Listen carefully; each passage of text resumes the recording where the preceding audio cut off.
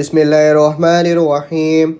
تبارك الذي بيده الملك وهو على كل شيء قدير، الذي خلق الموت والحياة ليبلوكم أيكم أحسن عملا وهو العزيز الغفور. الذي سبع سماوات طباقا ما ترى في خلق الرحمن من تفاوت، فارجع البصر هل ترى من فطور ثم ارجع البصر كرتين ينقلب إليك البصر خاسئا وهو حسير. ولقد زينا السماء الدنيا بمصابيح وجعلناها رجوما للشياطين وأعتدنا لهم عذاب السعير.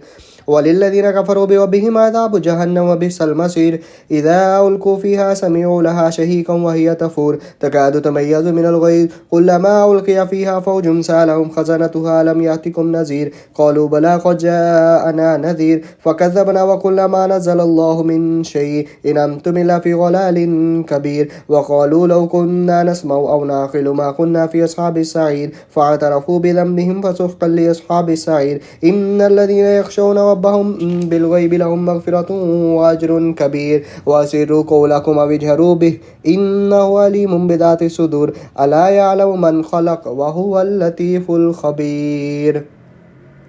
هو الذي جعل لكم الأرض ذلولا فامشوا في مناكبها وكلوا من رزقه وإليه النشور. أمنتم من في السماء أن يخسف بكم الأرض فإذا هي تمور أم أمنتم من في السماء أن يرسل عليكم حاصبا فستعلمون كيف نذير. ولقد كذب الذين من قبلهم فكيف كان نكير. أولم يروا إلى الطير فوقهم صافات ويقبضن ما يمسكهن إلا الرحمن إنه بكل شيء بصير. أمن هذا الذي هو جند لكم ينصركم من دون الرحمن إن الكافرون إلا في غرور. من هذا الذي يرزقكم إن أمسك رزقا بل لجوا في عتو ونفور. فمن يمشي مكبا على وجهه أهدى من يمشي سويا على صراط مستقيم.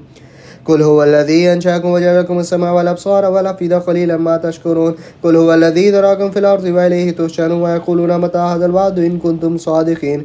قل إنما العلم عند الله وإنما أنا نذير مبين. فلما رأوه زلفة سيئت وجوه الذين كفروا وقيل هذا الذي كنتم به تدعون. قل أرأيتم إن أهلكني الله ومن معي أو رحمنا فمن يجير الكافرين من عذاب أليم. قل هو الرحمن وآمنا به وعليه توكلنا فستعلمون من هو في ضلال مبين. قل أرأيتم إن أصبح ماؤكم غورا فمن يأتيكم بماء معين. صدقتنا يا أرحم الراحمين.